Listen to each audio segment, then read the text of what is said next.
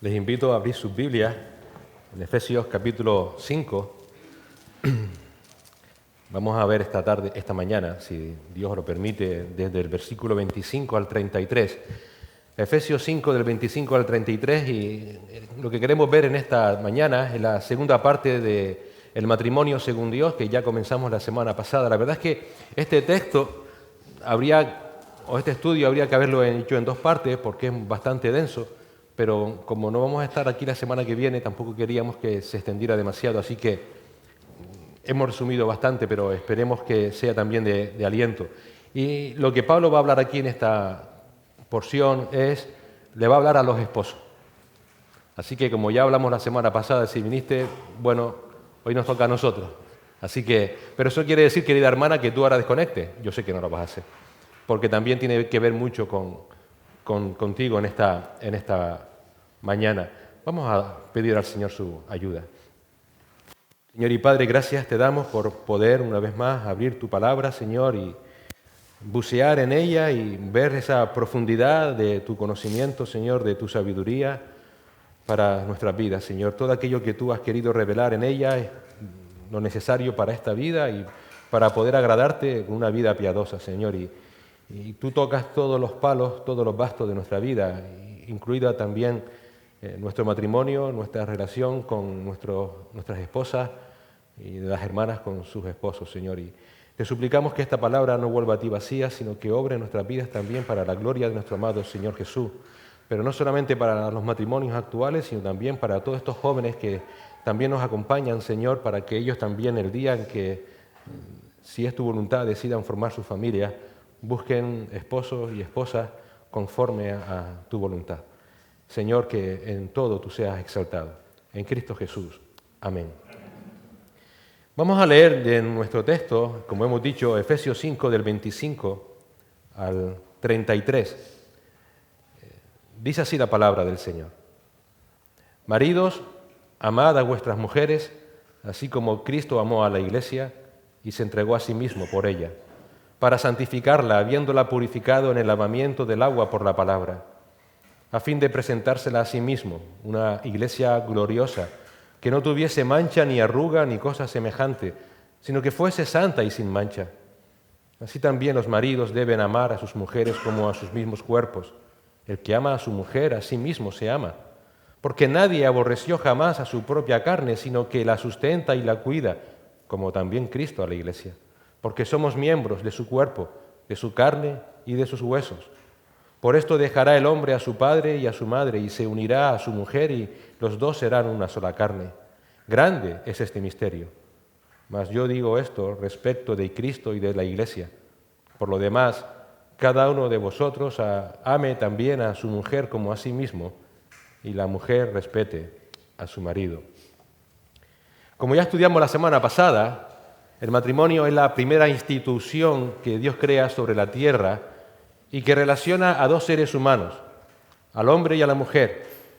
Pero, como dice un autor, llamarla simplemente institución es perder ampliamente el propósito de Dios con el matrimonio.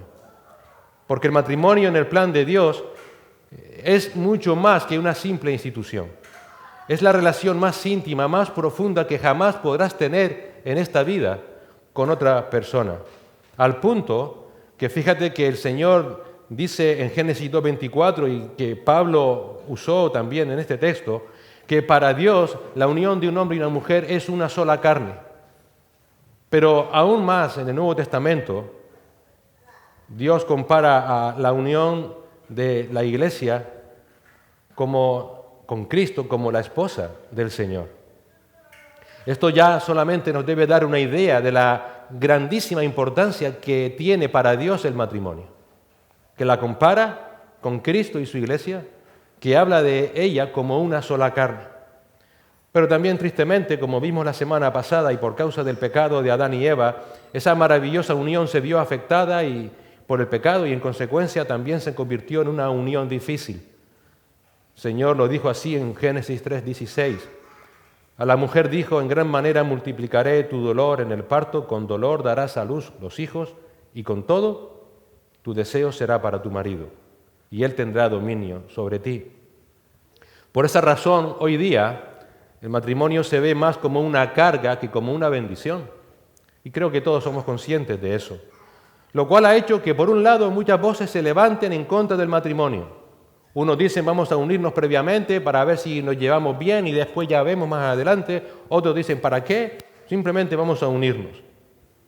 Y por otro lado, cuando el matrimonio se vuelve muy difícil y cuando comienza a requerir de esfuerzo, de perseverancia, pocos están dispuestos a pagar el precio, a pagar ese esfuerzo y se divorcian. Y simplemente firman un papel y dicen, venga tú por tu lado y yo por el mío. Esa es la idea que nuestra sociedad tiene del matrimonio. Algo de usar y tirar. Algo que simplemente me sigo si me conviene y cuando me deja de convenir, ya lo dejo. Pero mira, que se haya vuelto difícil no significa que Dios haya cambiado los planes respecto del matrimonio, ni que haya cambiado de opinión de cómo debe vivirse. Tú no decides cómo vivir en tu matrimonio, lo decide Dios.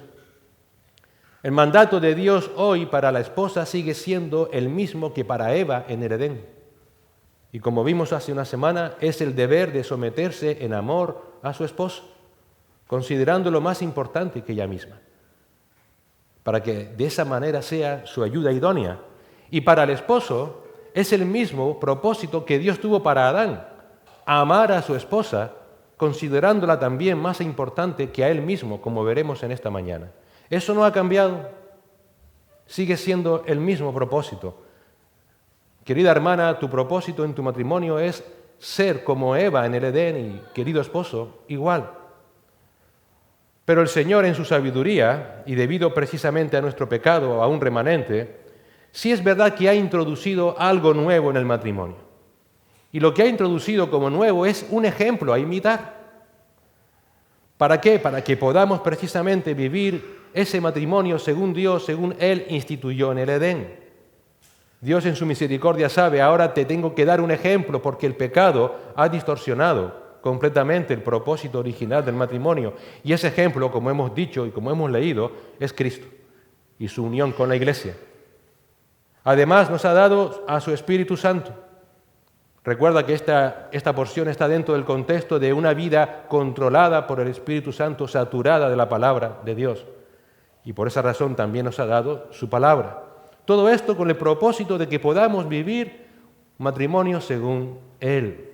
Un matrimonio que es exaltado a lo sumo, como hemos dicho, y ejemplificado por Cristo y su Iglesia. En resumen, lo que hemos visto y lo que estamos viendo y veremos es que no hay excusa para no vivir un matrimonio según Dios. Dios nos ha dado todo para hacerlo. Por tanto, si no vives un matrimonio según Dios, no es porque tu esposo sea insoportable, tu esposa sea muy pesada o que Dios no te ayude. No, tienes todo. Antes de entrar en el estudio del texto, un detalle que debemos considerar del mismo, porque creo que nos va a ayudar a entender mejor lo que Pablo aquí nos quiere decir. Y el detalle importante, aunque parezca intrascendente, es su extensión. Fíjate que el Espíritu Santo va a usar 9 versículos para hablar del esposo en el matrimonio, mientras que usó 3 para hablar de la esposa. Esto ya nos indica que el Espíritu Santo nos tiene que decir mucho más a los esposos que a las esposas acerca del matrimonio. ¿Por qué? Pues porque aunque en el matrimonio ambos cónyuges somos igualmente importantes, sobre el esposo, como veremos hoy, es sobre quien va a recaer mayor responsabilidad. Ese fue el diseño de Dios. Por tanto, se hace necesaria una mayor disertación sobre el papel del esposo en el matrimonio. Por tanto, querida hermana, sabiendo eso, de esa gran responsabilidad que tiene tu esposo, no se lo pongas más difícil. Y por otro lado, querido hermano,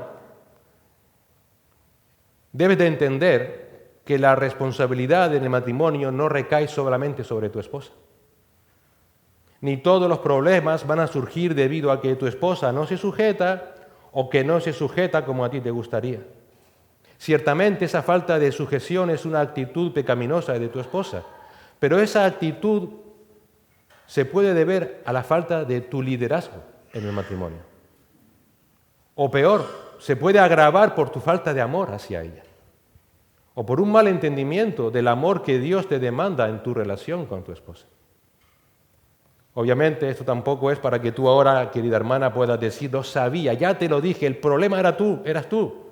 No, esto no va de quién tiene la razón, de quién es o no el problema en el matrimonio, sino que esto va de entender el papel que cada cónyuge representa en el hogar, para que de esa manera nos podamos ayudar mutuamente a cumplir ese papel con excelencia, imitando a Cristo. Ese es el propósito, que entendamos realmente lo que debemos hacer y cómo ayudarnos mutuamente. Una vez dicho esto, Pablo en el texto de esta mañana da a los esposos, a los maridos, la base del liderazgo en el matrimonio. Y la base es el amor, no el amor despótico, sino el amor complaciente. Por eso, primeramente, va a dar a los maridos el mandato a amar. Luego nos dirá cómo llevar a cabo ese amor. Y para ello va a usar el ejemplo perfecto de Cristo. Y nos dirá que debemos amar a nuestras queridas esposas de manera sacrificada, con una determinación firme, con un cuidado esmerado y de una manera inquebrantable. Tenemos el mandato de Dios de amar a nuestras esposas de manera sacrificada, con una determinación firme, con un cuidado esmerado y de manera inquebrantable. Solamente con ese amor es que podrás cumplir tu rol como esposo en el matrimonio. Si falla algo de esto, tu rol falla y tu matrimonio falla. El mandato a amar a tu esposa. El primer punto, versículo 25. Mira cómo comienza Pablo, la primera parte. Maridos, amad a vuestras mujeres. Como sucedió en el caso de las esposas cristianas, si recuerdas, este mandato es para todos los esposos cristianos sin excepción. No hay más calificativo para describir a ese esposo cristiano que no sea el de maridos. Es decir, este mandato se aplica sin distinción de si eres o no un esposo recién convertido, si estás o no recién casado, si tienes o no muchos dones, sin distinción de la edad que tengas, ni tampoco de tu cultura, ni tampoco depende de tu esposa, no depende de si es o no cristiana, no depende de su carácter, no depende de su actitud. Todos los esposos cristianos, sin excepción, que están viviendo como es digno del Señor, que están siendo controlados por el Espíritu Santo saturado de la palabra, deben amar a sus esposas, todos. Y como también vimos la semana pasada en el caso de las mujeres cristianas con esposos no creyentes, querido hermano, si tu esposa es una mujer no creyente y ella consiente en seguir en el matrimonio, así debes amar, como veremos hoy, a tu esposa. No podrás decir, como no es creyente, la debo amar de manera distinta. No. Debes amarla como el Señor te manda y cada día amarla más. No sea que tu matrimonio sea el camino que Dios quiere para ella, para que ella transite por ese camino para salvarla. Evidentemente, si tu esposa no creyente no consiente de seguir contigo, como también leíamos la semana pasada, ámala y debes dejarla ir, porque a paz te llamó el Señor. Pero sea en un caso u otro, que tu esposa sea o no creyente, el mandato que tienes como creyente, como esposo creyente, es un mandato directo e ineludible y que no depende de tu esposa, depende de tu obediencia a Dios, de tu obediencia a Cristo. Y el mandato es ama a tu esposa. La palabra que usa aquí Pablo para amar es ágape. Esa palabra expresa un amor desinteresado, un amor de entrega. Significa buscar el más alto bien de la otra persona. De hecho, en todo el Nuevo Testamento es la única palabra que se usa para definir el amor de Dios por nosotros. Por ejemplo, Efesios 2:4. Pero Dios, que es rico en misericordia, por causa del gran ágape con que nos amó. Siempre esa palabra se usará para Dios. Es el amor por excelencia. Por esa razón, es un amor muy ligado también al sentido principal de la palabra hipotazo, que si recuerda era la palabra que se traducía como sujeción, como sometimiento en el versículo 21. Así que el amor ágape, en este contexto del matrimonio, tiene un sentido de un amor desinteresado, de un amor de entrega, de un amor donde tú como esposo vas a buscar siempre el más alto bien de tu esposa, cueste lo que cueste, porque deberás considerarla más importante que a ti mismo. Y el siguiente detalle importante que debemos ver aquí, de este verbo, es que Pablo usa el presente continuo del imperativo, es decir, debes amar a tu esposa activamente, de manera constante, en todo tiempo y por toda tu vida, como veremos más adelante. Por tanto, es un amor que no se fundamenta ni por ninguna valía previa de tu esposa, ni por su belleza externa que te pueda atraer, ni si ella te aporta el mismo amor o no a tu vida. Indica que esta clase de amor debería ser la característica que te distinga de un hombre casado no creyente. Es un amor que va más allá de la respuesta que tu esposa pueda darte a tu amor. Por eso ese amar tampoco prevé que la esposa necesariamente se gane el favor del esposo. ¿Tú quieres que yo te ame? Pues haz algo. No, no es eso. Va más allá de la actitud de tu esposa. En resumen, este mandamiento es un mandato a amar a tu esposa con un amor incondicional. ¿A qué amor te recuerda esto? Pues sí, al amor de Cristo. Al amor de Cristo por ti. Su amor por ti fue incondicional. Dime, ¿qué hubo en ti para que el Señor te salvara? Bueno, no ¿qué hubo? Nunca habrá nada en ti que atraiga a Cristo a amarte. Su amor por ti es totalmente incondicional. No hay nada en ti que fundamentara el amor de Cristo por ti. Él te amó por su gracia. Efesios 2, del 4 al 5, pero Dios, que es rico en misericordia, por causa del gran ágape con que nos amó, aun cuando estábamos muertos en nuestros delitos, nos dio vida juntamente con Cristo, por gracia habéis sido salvados. Y no solamente has sido salvado, por su gracia te sigue amando. Y por gracia, como leímos antes en Apocalipsis, te va a amar hasta el fin. Ese es el carácter de Dios. Dios es amor, 1 Juan 4:7. Por esa razón, ese mismo amor es el que debes tú expresar a tu esposa. Un amor incondicional, que no se basa en nada de ella, nada en ella, ni siquiera una respuesta favorable por su parte. Por eso en esta sección dedicada al esposo en el matrimonio según Dios, evidentemente solamente hay un ejemplo a seguir, que es el ejemplo de Cristo. Es el amor de Cristo por su iglesia. Cristo es el único ejemplo perfecto en cómo se debe desarrollar ese amor de manera desinteresado e incondicional. Evidentemente, esto no quiere decir que no puedas imitar ciertas áreas de otros matrimonios cristianos o no. Por supuesto, no son perfectos, pero quizás en ciertas áreas sí puedan ser imitables. Por ejemplo, pueden haber matrimonios de creyentes o no de no creyentes que se han caracterizado por su fidelidad o cómo educaron a sus hijos de manera responsable. Eso es perfectamente imitable. No estamos negando la utilidad de esos ejemplos, sino lo que Pablo quiere aquí que entendamos, querido hermano, es que nuestro listón como esposo es muy elevado. ¿Entiendes? No te compara con Pedro, el apóstol Pedro, que tenía una esposa. Te compara con Cristo. No podemos amar a nuestras esposas como mejor creamos, o como mejor podamos, o como ellas se dejen. No. Tampoco debemos ni siquiera amarlas como mi padre amó a mi madre. No. Debes tener el deseo y la expectativa de amarla como Cristo amó a su iglesia. Nada menos que eso. Pablo está elevando tu amor por tu esposa al nivel más alto posible. Por eso este ejemplo de Cristo te hace entender la altísima responsabilidad que tienes ante Dios. Un día tendrás que dar cuenta a Dios de cómo has amado a tu esposa. Esto no es una cuestión de juegos. Tendrás que dar cuentas a Dios. Y querida hermana, permíteme, sabiendo esto, ayuda a tu esposo a amarte.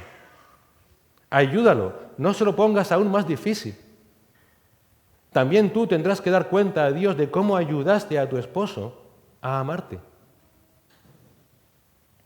Y siguiendo ese ejemplo de Cristo, lo primero que debes desarrollar en tu amor incondicional por tu esposa es un amor sacrificado. Debes amar a tu esposa sacrificadamente. Mira lo que sigue diciendo Pablo en el versículo 25.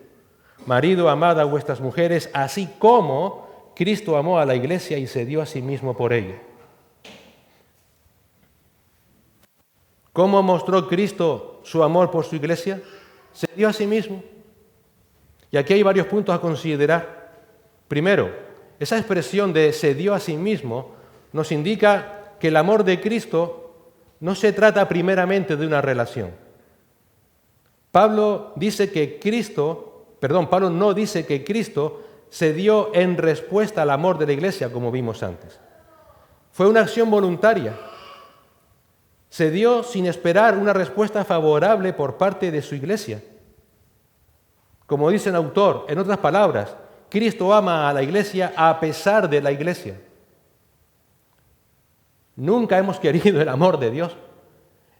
Nacemos rechazando el amor de Dios. Y Cristo, aun a pesar de eso, nos ama y se dio a sí mismo por su iglesia.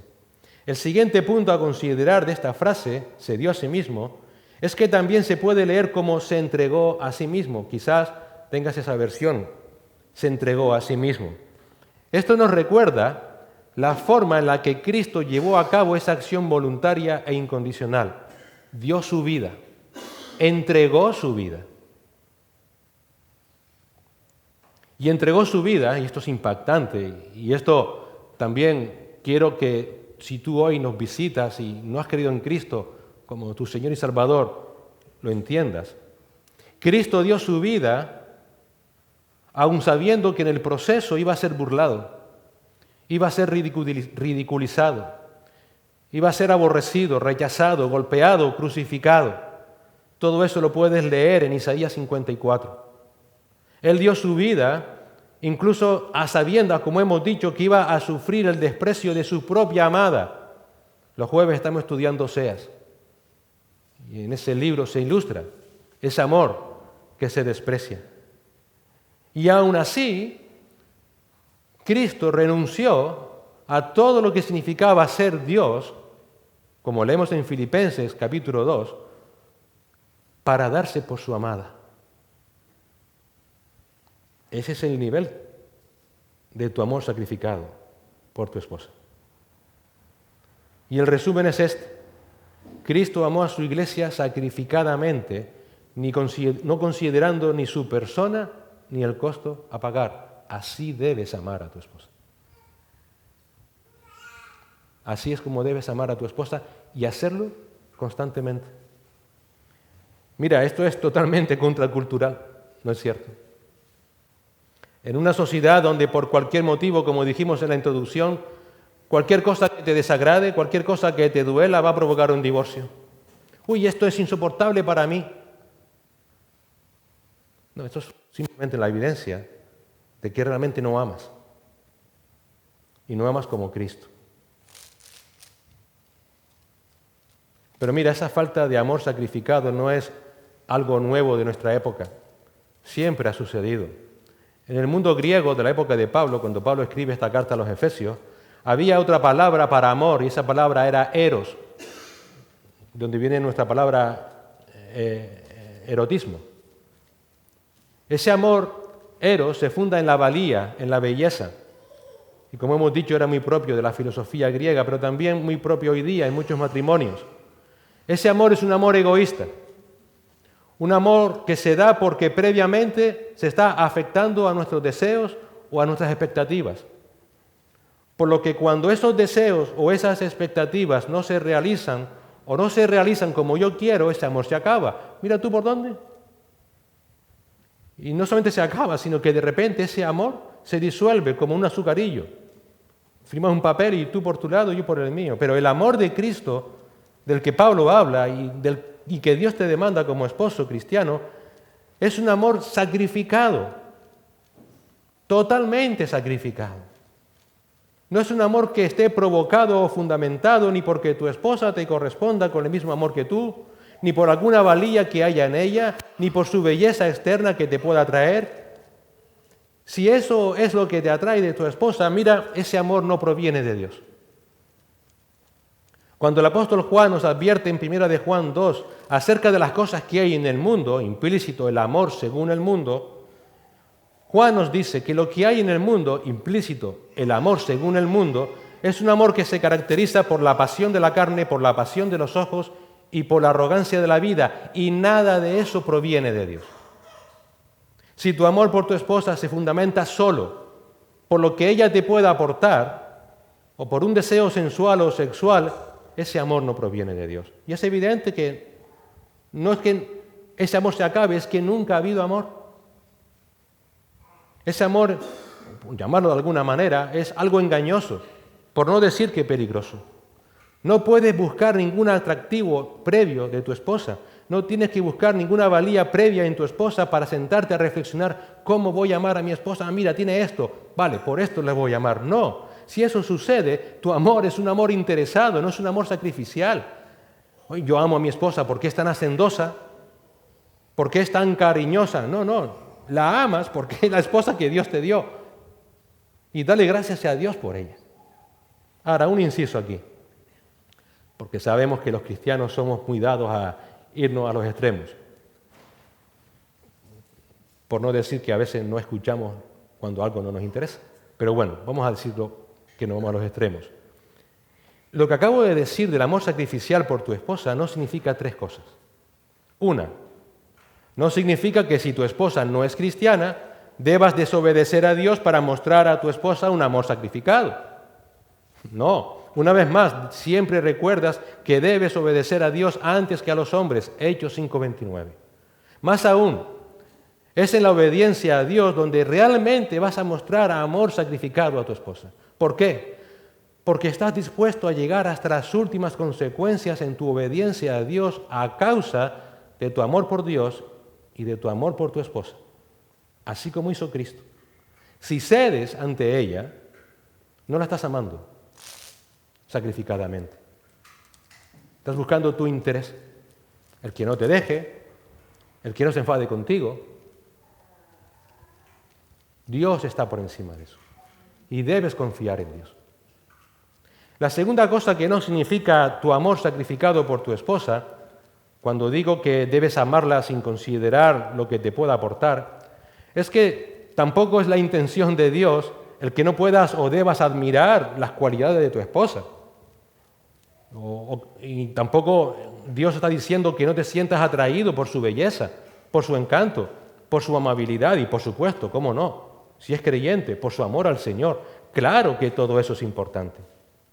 Y claro que todo eso trae bendición a un matrimonio y tiene en su lugar, por ejemplo, en las relaciones íntimas dentro del matrimonio.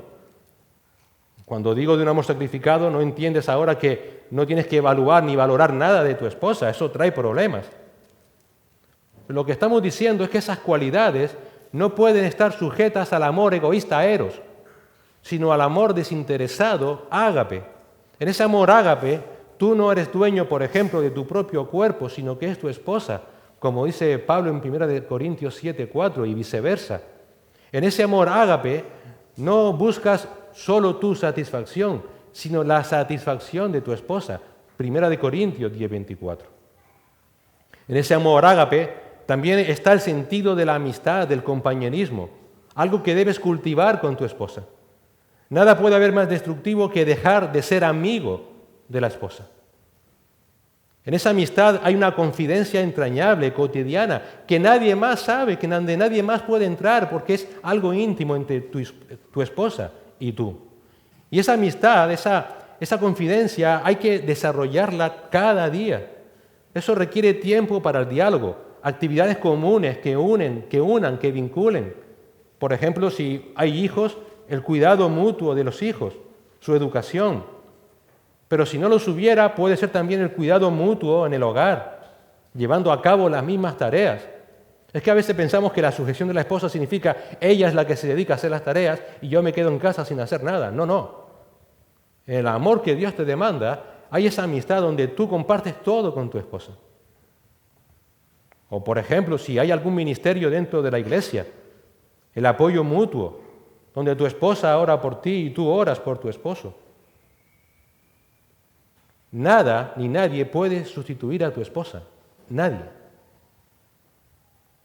Y querida hermana, nadie ni nada puede sustituir a tu esposo. Qué bueno que podamos compartir, por ejemplo, como las charlas que se van a tener en 15 días y estar aquí con un grupo de hermanas para adorar a Dios. Muy bueno. Va a durar 6 horas, creo, o así. Qué bueno. Si vienes con la intención de adorar a Dios, gloria a Dios por ese tiempo. Si vienes para no estar en mi casa soportando a mi esposo, estás pecando contra Dios. Y a veces usamos una serie de eventos que son muy buenos por la comunión para simplemente no estar en mi casa aguantando a mi esposo. Ahí tienes un problema.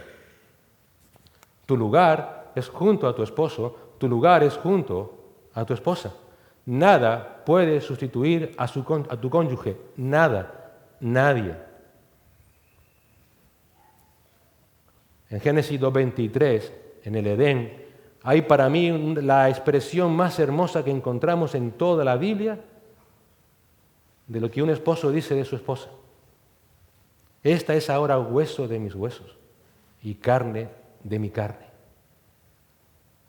Eso es lo que Dios quiere que entienda de tu esposa. Es parte de ti. Y la tercera cosa de lo que no significa el amor sacrificado del esposo tiene que ver contigo, querida hermana.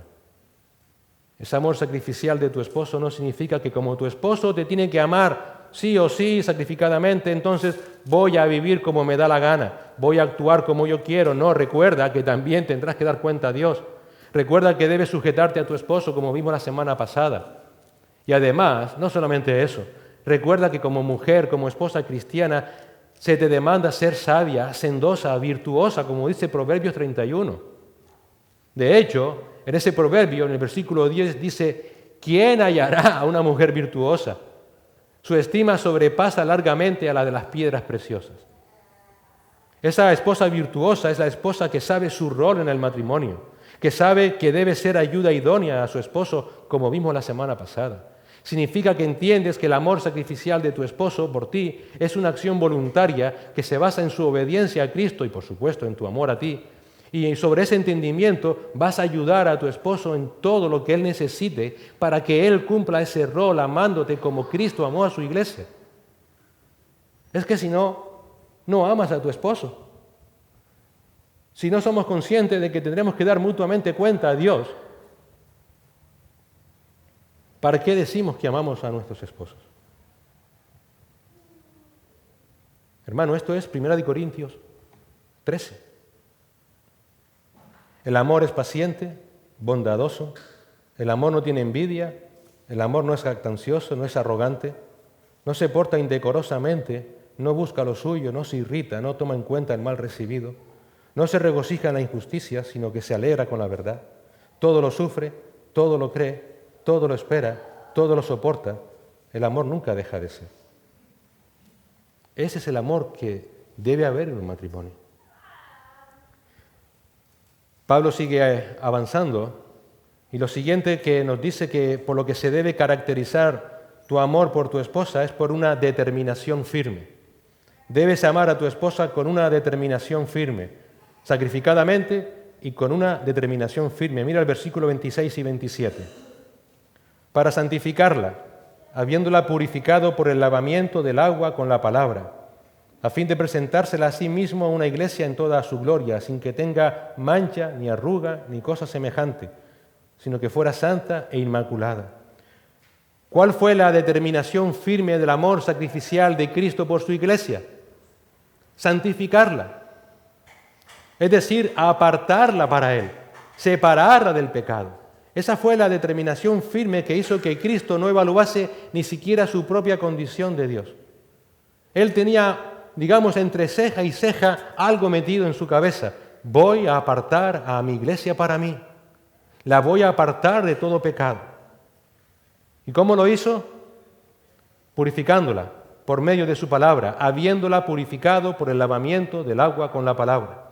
Esto no habla del bautismo como necesario para la salvación. Sería contrario no solamente a las enseñanzas de Pablo en este texto, en este libro, sino a toda la enseñanza que encontramos en el Nuevo Testamento.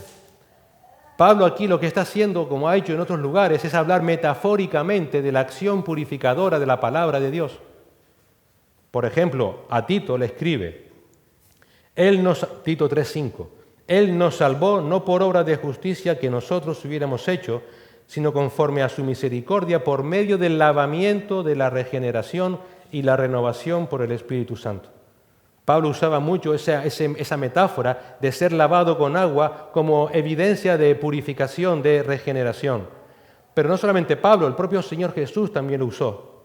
En Juan 15:3, Cristo dice, vosotros ya estáis limpios por la palabra que os he hablado. Ese proceso purificador, santificador, Pablo lo detalla o describe el proceso en 1 Corintios 6:11. Y esto erais algunos de vosotros, es decir, cuando estábamos en pecado, pero fuisteis lavados, pero fuisteis santificados, pero fuisteis justificados en el nombre del Señor Jesucristo y en el Espíritu de nuestro Dios.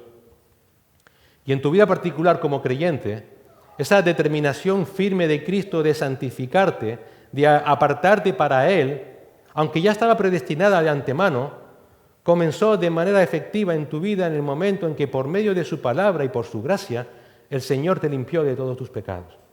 En el momento en que tú te arrepentiste de ellos y creíste en Cristo como Señor y Salvador, el Señor te alabó, te limpió de todos tus pecados. En ese instante fuiste limpio, justificado y santificado, como dice Pablo en 1 Corintios 6.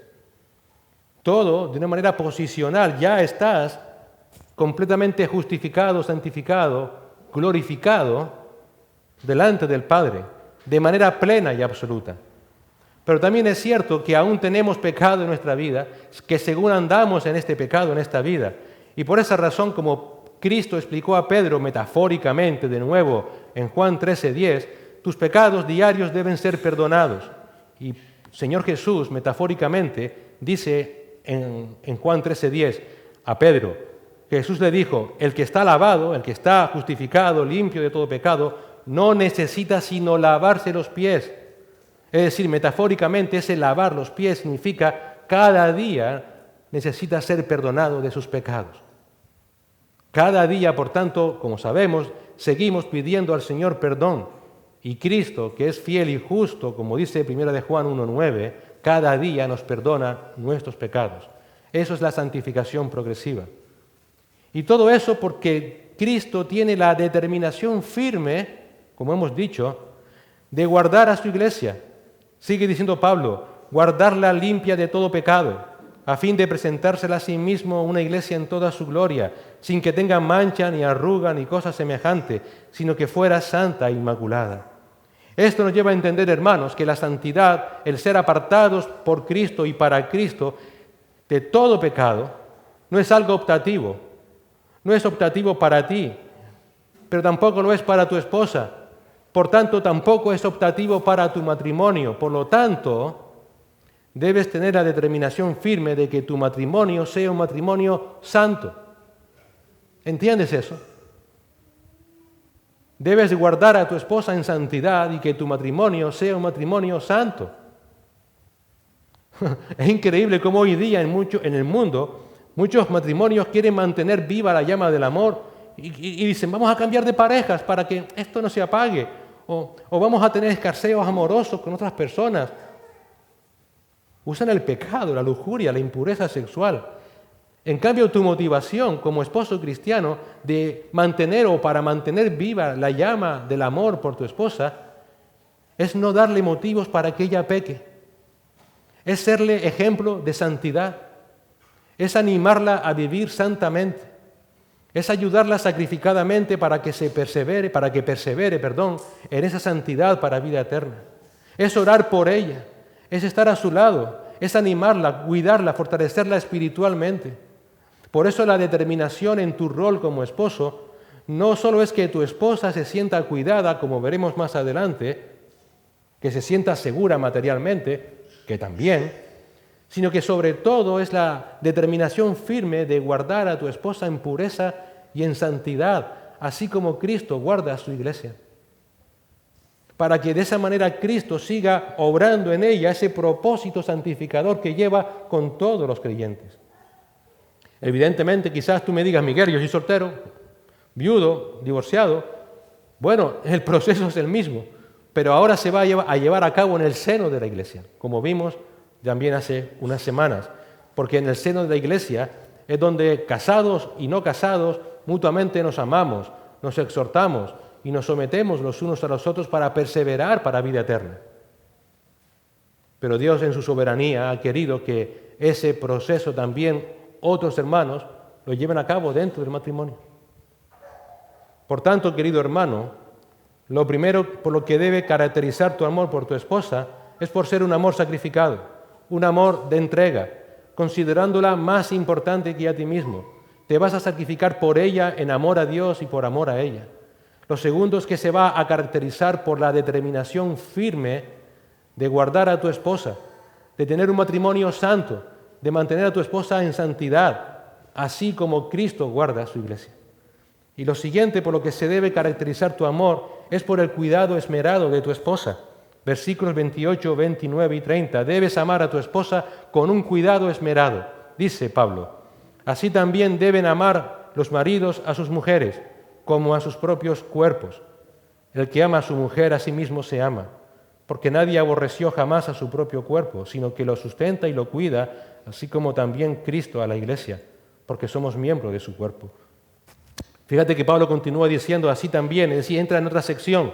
Así también, o por otro lado, o de la misma manera, deben amar los maridos a sus mujeres como a sus propios cuerpos. Pasa del área espiritual al área física. Todos, de una manera u otra, y más o menos, cuidamos de nuestros cuerpos, ¿no es cierto? Eso es lo que dice Pablo en el versículo 29, porque nadie aborreció jamás su propio cuerpo, sino que lo sustenta y lo cuida. Quizás no todos están en un gimnasio, ni todos sean atletas profesionales, pero todos, de alguna manera u otra, desarrollamos un cuidado básico, ¿verdad? Nos alimentamos, al menos, nos cuidamos, nos abrigamos, tomamos medicación si enfermamos, eso es normal. Pero el detalle aquí del apóstol Pablo es la palabra cuidar. La palabra cuidar en el griego hace referencia a algo esmerado, detallista, a un cuidado por encima de lo normal, un cuidado casi como el cuidado que tiene una madre por un bebé recién nacido, donde cada detalle es un mundo y está pendiente de todo. Pablo la usa en Primera de Tesalonicenses 2:7 y dice: antes fuimos tiernos entre vosotros como la nodriza que cuida con ternura a sus propios hijos. Pues de esa manera tierna, esmerada, detallista, es como debes amar a tu esposa. Nadie conoce, como dijimos al principio, mejor a tu esposa, o así debiera ser, que tú mismo. Y tienes que cuidarla como a la niña de tus ojos, con esmero. Dice Pablo, como si fuera tu propio cuerpo. El que ama a su mujer, dice, a sí mismo se ama. Querido hermano, debes amar a tu esposa sacrificadamente, debes guardarla en santidad y pureza, y debes cuidarla con todo esmero. Debes estar atento a todas sus necesidades físicas y materiales. Por eso, tu amor se va a expresar no solamente en palabras, sino sobre todo en hechos. Has de tratar a tu esposa como un vaso más frágil, dice Pedro en 1 de Pedro 3:7. Y vosotros, maridos, igualmente convivid de manera comprensiva con vuestras mujeres como con un vaso más frágil. De manera comprensiva como un vaso más frágil. Fíjate que aquí Pedro no está dando a entender que tu esposa sea una mujer frágil, sino que debes cuidarla como si lo fuera. Y debes ser comprensivo con ella. Y es obvio. El físico de la mujer no funciona igual que el del hombre. Tienes situaciones hormonales en tu cuerpo que el hombre no se ve afectado. Esas cuestiones hormonales cambian tu carácter, cambian tu forma a veces de ánimo. Pues el hombre debe ser comprensivo con eso. Debes amarla, debes entenderla, debes ponerte en su lugar. ¿Por qué? Porque tu esposa es parte de ti. El que ama a su mujer a sí mismo se ama. Si ella ríe, tú ríes con ella. Lo que a ella le afecta y le hace llorar, a ti te afecta y te hace llorar. No le dice, ¿pero qué te pasa? Venga, venga, anímate, venga. No. Sino que estás a su lado. Si sufre, sufres con ella. Tú estás en ella y ella está en ti. Todo lo que a ella le afecte, a ti debe afectarte. Hermano, esto es mucho más que empatía. Eres una sola carne con ella, recuerda. Esto no tiene que ver con ser empático o no. Es una unión real, física. Por esa razón debes cuidarla con todo esmero, no solamente en el área espiritual, también en lo físico, en su salud, en su bienestar. ¿Por qué? Porque también así Cristo cuida a su iglesia. Él nos provee de todo lo que necesitamos. ¿Por qué están afanosos? Dice el Señor. Sino rogad al Padre. En otras palabras, Dios te ha puesto en la vida de tu esposa no solamente para que la cuides espiritualmente, también materialmente, también emocionalmente. Por eso debes darte a tu esposa sin reservas, como Cristo hizo. Así debes de estar atento a tu esposa en todo tiempo y en todo momento, en todo lo que ella necesita. Debes proveerle para todas sus necesidades. Debes cuidarla como la niña de tus ojos, de nuevo. Así como Cristo hace con su iglesia, nunca harás nada que le cause daño. Tampoco tú, querida hermana, se lo harás a tu esposo. Así como Cristo le da a la iglesia ánimo, fortaleza, esperanza, consuelo, paz, descanso, gozo, así también tú debes dárselo a su esposa. Ya lo vimos hace unos meses, Efesios 1:23. Para Cristo, su iglesia es su plenitud. La iglesia es la plenitud de aquel que lo llena todo en todo. Pablo está tan asombrado que dice, Cristo, aquel que lo llena todo, siente sentirse pleno, completo con su iglesia. Así debes sentirte con tu esposa. Y por esa razón vas a cuidar con todo esmero. Nunca te vas a sentir más pleno en esta vida que cuando cuides de tu esposa. Nunca te vas a sentir más pleno en esta vida que cuando realmente le muestres todo tu amor a tu esposa. Esa va a ser tu plenitud en esta vida. No va a ser jugar al fútbol, ir con los amigos a tomar cervezas. Eso nada, ni el trabajo, nada te va a dar más plenitud que tu esposa, así como la iglesia es la plenitud de Cristo. Por tanto, querido hermano, visto hasta ahora, lo primero es que tu amor se debe caracterizar por un amor sacrificado, de entrega. Lo segundo es que ese amor se debe caracterizar por la determinación firme de guardar a tu esposa con pureza, en santidad, como Cristo guarda a su iglesia. Y lo tercero es que debes de cuidarla con todo esmero, que realmente ella sienta su plenitud en ti y tú en ella. Y lo cuarto, por lo que debe caracterizarse tu amor por tu esposa, es por ser un amor inquebrantable. Versículo 31. Por esto el hombre dejará a su padre y a su madre y se unirá a su mujer y los dos serán una sola carne. Tu amor debe ser un amor inquebrantable. Como dijimos antes, hoy en día el amor es usar y tirar. Pero el amor en el matrimonio, según Dios, es inquebrantable para siempre. Este versículo 31, seguro que tu versión lo tiene, imagino, no lo sé, está en mayúsculas. Bueno, recuerda siempre que cuando una porción de las Escrituras aparece en mayúsculas es porque está haciendo mención a otra porción de la Biblia donde se dice lo mismo. En este caso, como leímos también al principio, Pablo está citando Génesis 2:24. Y lo que Pablo aquí está indicando es el vínculo entre el hombre y su mujer, y es un vínculo que es inquebrantable. Incluso es más grande o es mayor que el que pueda existir entre los padres y los hijos. Un problema que tenemos los latinos, cuando digo latino quizás me equivoque, no lo sé, bueno, todos aquellos que hablamos español o castellano. pero que también tenemos una cultura común. Y es que muchas veces consideramos a los hijos más importantes que a los cónyuges. Tus hijos son tus hijos, son muy importantes, pero jamás podrá ocupar el lugar ni de tu esposo ni de tu esposa. Jamás.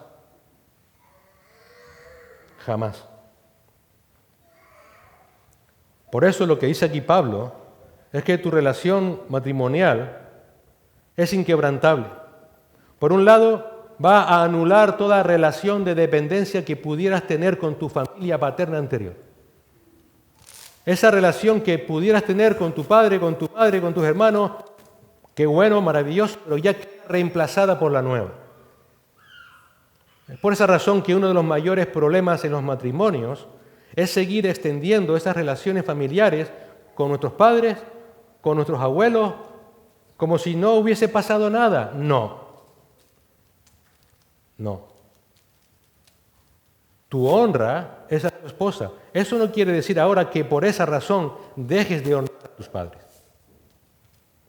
Pero por encima de tus padres ahora está tu esposa. Por encima de tus hijos ahora está tu esposa. Evidentemente, repito, esto ahora no vamos a hacer como hacían los judíos, que después el Señor les dice, ustedes diezman el eneldo para no dárselo a tus padres. No, por supuesto, esto no quiere decir que tus padres no deban de ser honrados, amados, tenidos siempre en cuenta, cuidados, pero tus padres ya no pueden seguir controlando tu vida. Y queridos suegros, si hay alguno aquí, no puedes seguir controlando la vida de tu hijo o de tu hija, si realmente eres cristiano. Tampoco debes seguir dependiendo de ellos, ni en lo emocional ni en lo material. Tampoco ellos ahora van a ser confidentes tuyos. Eso es un terrible error.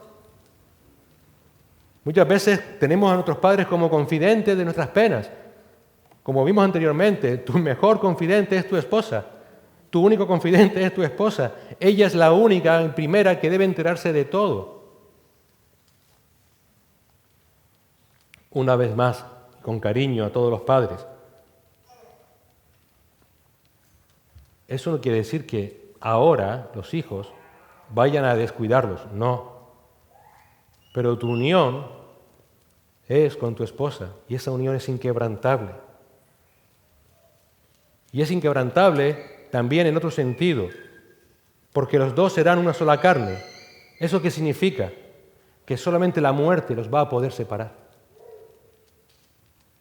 Y esto nos lleva también al triste tema del divorcio. Tristemente y por causa del pecado, Dios permitió el divorcio, aunque no lo mandó. Repito, Dios lo permitió, nunca lo mandó. Eso es lo que dice Cristo en Mateo 19. Dios permitió el divorcio y lo permitió por medio de Moisés por una razón básica, por el adulterio continuado, ni siquiera por el adulterio, un adulterio continuado. Y lo hizo con un propósito, proteger al cónyuge inocente. Pero fíjate una cosa, así también como estamos viendo en Oseas los jueves, aún en el caso de adulterio, no debe ser motivo de romper un matrimonio. Por eso Oseas tuvo que ir a buscar a su esposa. Por eso Dios le manda, vete a buscarla, y aquella mujer estaba prostituyéndose, no con otro hombre, con muchos hombres, e incluso había tenido hijos de prostitución, es decir, hijos fuera del matrimonio. Y Dios dice, vete a buscar. Pero cuando ese cónyuge culpable continúa y continúa en su adulterio, y aunque el cónyuge inocente le muestre amor, pero ese cónyuge culpable quiera seguir en ese adulterio, evidentemente entonces Dios dice, por amor al inocente, puedes dejarlo. Pero fuera de esta opción, una opción, repito, extrema, fuera de esa opción, tu matrimonio es inquebrantable. Tu amor a tu esposa es para siempre y solamente la muerte los puede separar. Por esa razón, como esposo cristiano, debes amar a tu esposa para siempre. Cuando te cases, querido joven, debes casarte con esta idea, que tu esposa o que tu esposo sea para siempre. Y mientras dependa de ti y esté en tu mano, ese amor y ese matrimonio deberá ser siempre inquebrantable.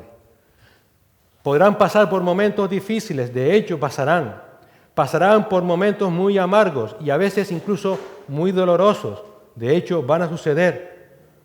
Pero nunca eso será motivo para romper un matrimonio. Nada de eso puede romper tu amor, porque es como romper el amor de Cristo por su iglesia, y eso es imposible. Es en esos momentos de extrema dureza cuando debes amar más sacrificadamente a tu esposa.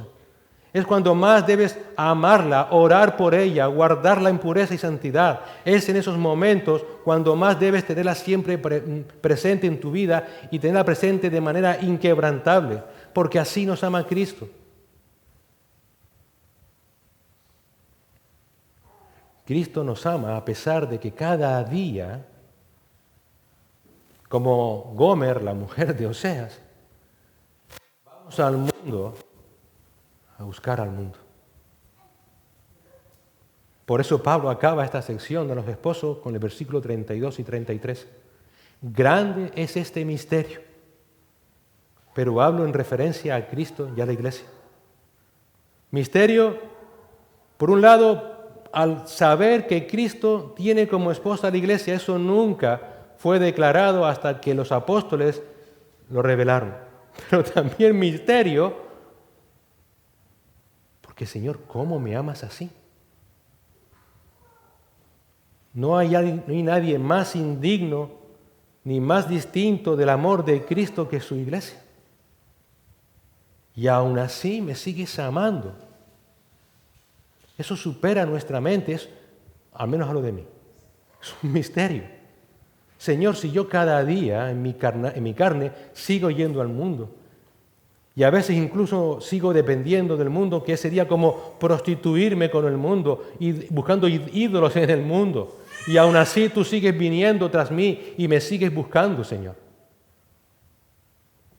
Y hoy día los matrimonios por cualquier cosa se separan. Este es el amor de Cristo, querido hermano, que debes imitar. Debe ser inquebrantable, más allá de tu esposa. Debes amar a tu esposa como Cristo ama a su iglesia. Por esa razón, la motivación más grande que tendrás jamás en esta vida para amar a tu esposa es el amor de Cristo por ti. Es el amor de Cristo por ti. Cuando te fallen las fuerzas, recuerda el amor de Cristo por ti. Cuando tengas dudas, luchas intensas o quieras tirar la toalla, recuerda el amor de Cristo por ti. Su amor es sacrificado, es abnegado, es inquebrantable.